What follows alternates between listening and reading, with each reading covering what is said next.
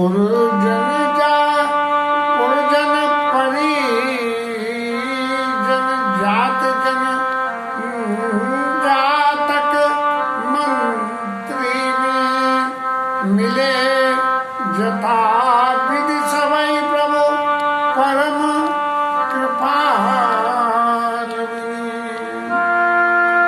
राम सिय शोभा अवधि सुकृति अवध दौराज जत पुरजन का यश मिली नर नारी समाज।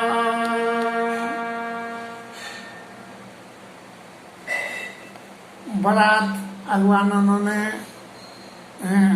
पवनाई करके और लेकर चलिए और अवध जनकपुर वासी जो उस स्वरूप को देख रहे हैं तो देख के ये विचार करके कह रहे हैं कि राम सिंह शोभा अवधि, शोभा रूपी लिमिटेशंस अवधि की सीमाएं, माने ये जो शोभा है इससे आगे कोई शोभा नहीं है। और सुकृत की सीमा दो राजा के समाज है, अवधपुर और दशरथ जी, ये दशरथ जी और जनक जी, ये सुकृतों की सीमा, इनसे आगे कोई दूसरा सुकृत ही नहीं है। और ये बात कौन कह रहे हैं? जयता पुरुषन कहीं हस, सारे जनकपुरवासी हैं वो कह रहे हैं कि इतनी सुंदर समधी की जोड़ी और इतनी सुंदर वर दुल्हन की जोड़ी, बस जयता पूजन कहीं हस मिल नर नारी समाज। इसमें पुरुषों की और महिलाओं की दोनों की भागीदारी एक ही है, अलग अलग मत नहीं है दोनों का। जनक सुकृति मूरत धरि देई, दशरथ सुकृत राम धरि देई, दशरथ सुकृत राम धरि देई।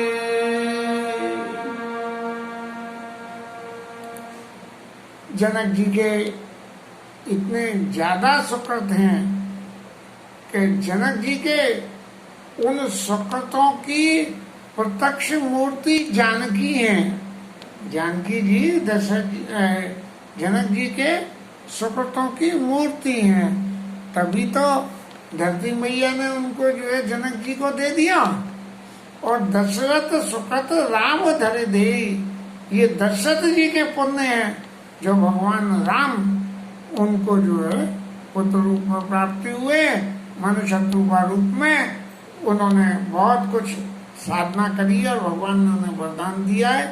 ये लीला कथा इन लोगों को मालूम हो न मालूम हो, लेकिन हमारे गोस्वामी जी लिखते हैं कि दशरथ सुकृत राम धरि देई, इन सब काऊ न शिव अपराधी, इनके बराबर किसी ने शंकर जी की आराधना नहीं करी है, काऊ न इन समान फल साधी।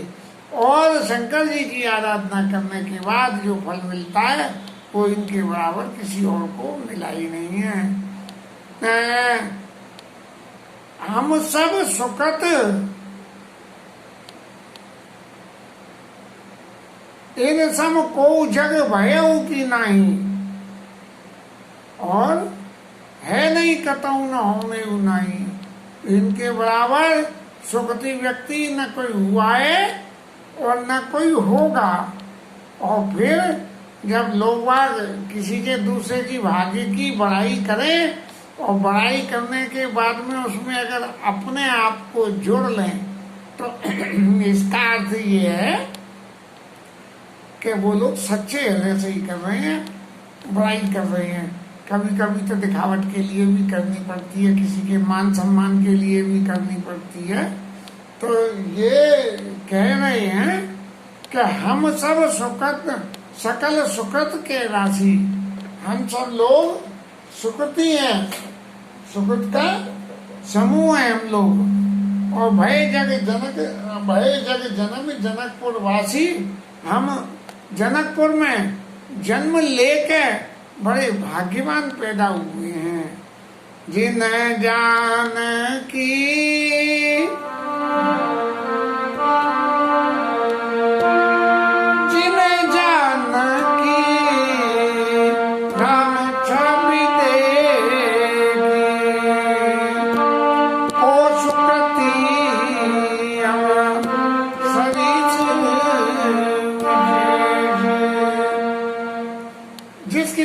जनकपुर वासियों ने ये भगवान राम और सीता जी की छवि देखी है, उनके बराबर दूसरा कोई भी सुकृति व्यक्ति नहीं है। जीवन का परम लाभ ठाकुर के दर्शन है और ये हमें मिल रहे हैं। पुनि देख बर गो वीरा बिहाओ, लेब बलि विधि लोचन लाओ। हम सुकृति कैसे है कि आंखों ये तो हमने देख ही लिया, इनकी जोड़ी के दर्शन कर लिए, और जोड़ी के दर्शन करने के बाद भी अब इनका हम विवाह उत्सव और देखेंगे। विवाह उत्सव का सुख अनुपम होता है, जिंदगी में एक ही बार मिलता है, और बहुत सारे उत्सव तो बार बार होते रहते हैं। अब तो जो है विवाह की वर्षगांठें भी मनने लगी हैं तो रिपीट होने लगा, लेकिन उस समय की बात में विवाह उत्सव एक ही बार होता था। तो पुण्य देख रघुवीर बिहाऊ, हम भगवान राम के विवाह के भी दर्शन करेंगे। ले बलि विधि लोचन लाऊ, हमें जो नेत्र मिले हुए हैं इनका संपूर्ण उपयोग हम कर लेंगे। काई परस पर कोकिल बयनी, ए बिहाऊ बड़ लाभ सुनैनी। जनकपुर की स्त्रियां जो बड़ी मधुर वाणी थी, कोकिल बहनी, और वो कहने लगी कि हमें इस ब्याह से बहुत फायदा होगा। पुरुष लोगों ने तो विवाह के दर्शन कर लिए और दर्शन करके और अपने आप को सुकृति मान लिया, लेकिन स्त्रियां इससे आगे की कुछ बात और भी कह रही हैं कि हमारे बराबर इतना सौभाग्यशाली और दूसरा कौन होगा कि हमारे लिए बड़े बाग विधि बात बनाई, नैन अतिथि होई नहीं दो माई। अरे विधाता ने तो बड़े भाग्य से बात बनाई है। अरे ये तो हमारे आंखों के अतिथि हो जाएंगे। क्यों होंगे? कि ये जनक जी के दामाद हैं और जनक जी की अकेली पुत्री है जानकी, और जनक जी इन्हें बुलाएंगे तो ये बार बार आएंगे, और आएंगे तो हम इन्हें देखेंगे। बार ही बार स्नेह बसा जनक बुलाओ बसिया, और लेन आई बंधु दो कोटि काम कमनी। जनक जी बार बार सीता जी को बुलाएंगे और ये विदा कराने आएंगे। तो विदा कराने आएंगे तो उन्हें लेने ये दोनों करोड़ों कामदेव की शोभा को परास्त करने वाले ये दोनों भाई उन्हें लेने आएंगे। तो हम इनकी शोभा को देख देख के बड़े भाग्यशाली हो जाएंगे। और जब आएंगे तब क्या होगा? बोले विविध भांति पवनाई, प्रिया नकाई अस सासुर माई। और जब ससुराल आएंगे तो ससुराल आके इनकी खूब पवनाई होगी। और पवनाई क्या होगी? क्या ऐसी खातिर होंगी कि बस जिसकी कोई सीमा नहीं है। ब्याह में ही इतने लोगों के बीच में इतनी लंबी चौड़ी खातिरें हो रही है, तो ब्याह के बाद कैसी होंगी? ऐसी ससुराल भैया किसे प्रिय नहीं लगेगी कि जहां इतनी खातिर होगा जिसकी कोई सीमा ही नहीं हो। ऐसी ऐसी ससुराल सुख की सार और दिन दो चार दिन ही होती है। इसलिए 12 बार सने बस जनक बुलाओ सी, बार बार बुलाया करेंगे। ये नहीं है रे पहुना अब मिथिला मेरे ना।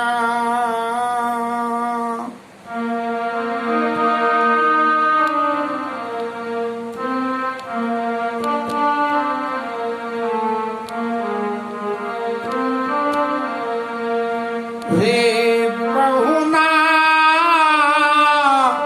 अब मिथिला में ना।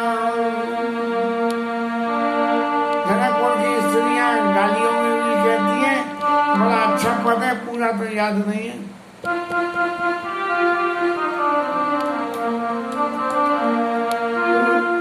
रोज सवेरे उठकर तुमको मलमल के नहाऊंगा। रोज सवेरे उठकर तुमको मलमल के नहाऊंगा। मास दिवस में तुमको पौना कारे से गौरव बनाऊंगा। ओ मास दिवस में तुमको पौना कारे से गोरना। रे पहुना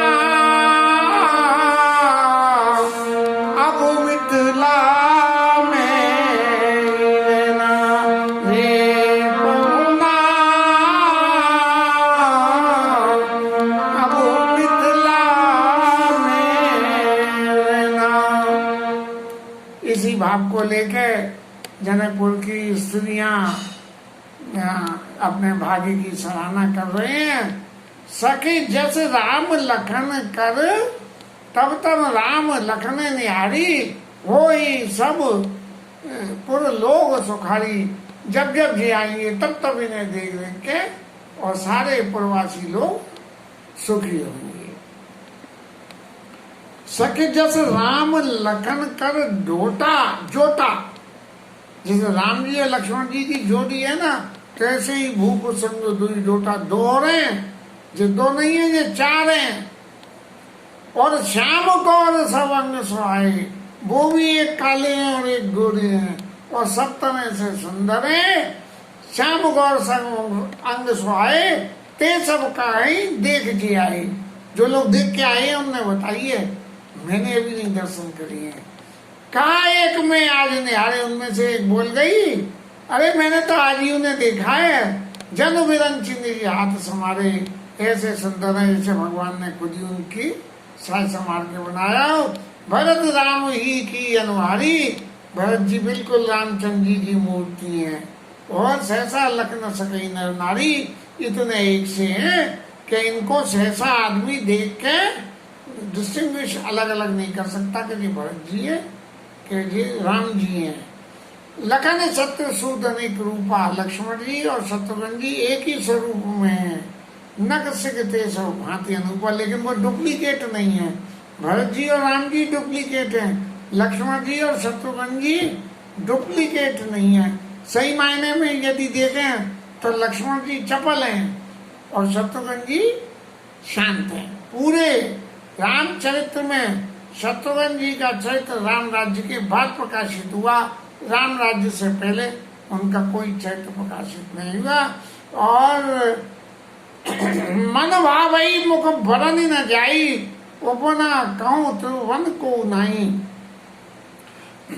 ऐसी सुंदर जोड़ी है कि इन्हें देख के मन में ऐसा लगता है कि कितनी सुंदर जोड़ी है, मन भावई, लेकिन मुंह से इनका वर्णन नहीं हो सकता है। उपमा कहूं तो वन कोई नहीं, इनके बराबर इनकी सुंदरता की सीमा में इस पृथ्वी पे कोई भी उपमा है ही नहीं।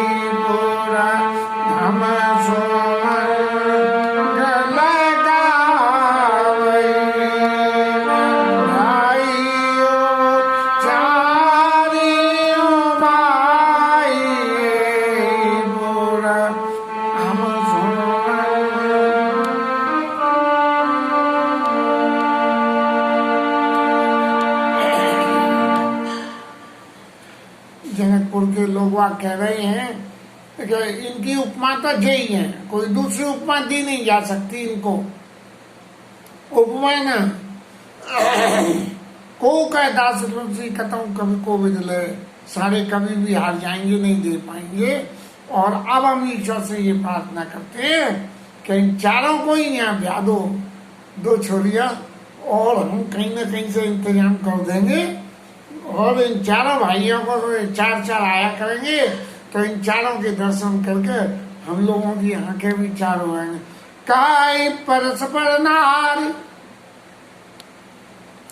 बारी बिलोचन पुलक तन, पुलकावली हो गई, आंखों में से आंसू आ रहे हैं। ये वचन कहते कहते सखी सब करब पुरार, पुण्य पयो निधि भूप दो। दोनों राजा लोग जो है पुण्यों की सीमा है, इसलिए इनके जो है शंकर जी महाराज जो हमारी कामना है इस सब की पूर्ति करें।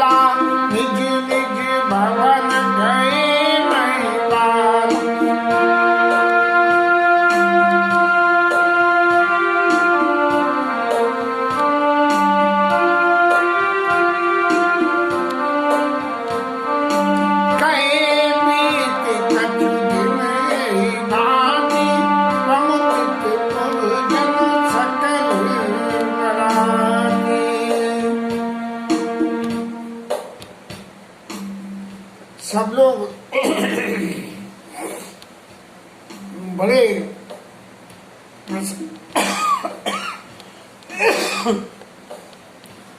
सब लोग बड़े प्रसन्न हो रहे हैं और आनंद की कोई सीमा नहीं है। जो राजा लोग इस स्वयंवर में आए थे, उन्होंने सीता जी राम जी के दर्शन कर करके अपने भाग्य की सराहना करते हुए और वापस चले गए अपने भवनों को। और इस तरह से कुछ दिन बीत गए और सब बराती और घराती चकाचक माल उड़ा रहे हैं। प्रमुदित पुरजन सकल बराती सब बहुत खुशी हैं।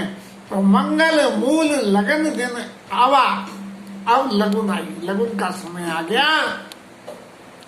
और हिम ऋतु आगे है मास हमारा, हेमंत ऋतु अगेन का महीना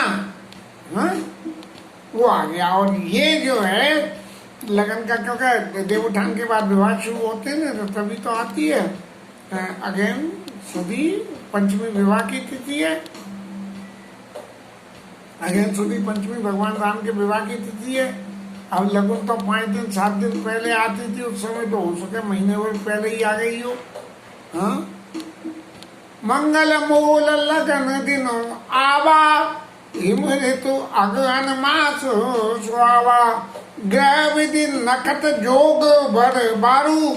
विधाता ने विचार करा कि इनकी लगन कब जानिए, लगन सोध विधि कीन विचारू। विधाता ने विचार करा और विचार करके जब लगन का समय आ गया तो क्या करा हमने कि नारद बाबा को पकड़ लिया कि बाबा जाओ अब तुम ये भी बड़ाई ले लो, भगवान राम की लगन लेके जाओ जनकपुर से, लगन लेके जहाँ राजा दशरथ जनवासी में रुके हुए हैं वहां जाओ। और गनी जनक के गन कन जोई, इधर जनक जी महाराज के ज्योतिषियों ने गिनी कि भाई लगन कब जानी चाहिए, तो उन्हें भी वही तिथि निकल के आ गए। सुनी सकल लोगन यह बाता, और कहीं ज्योतिषी आई विधाता।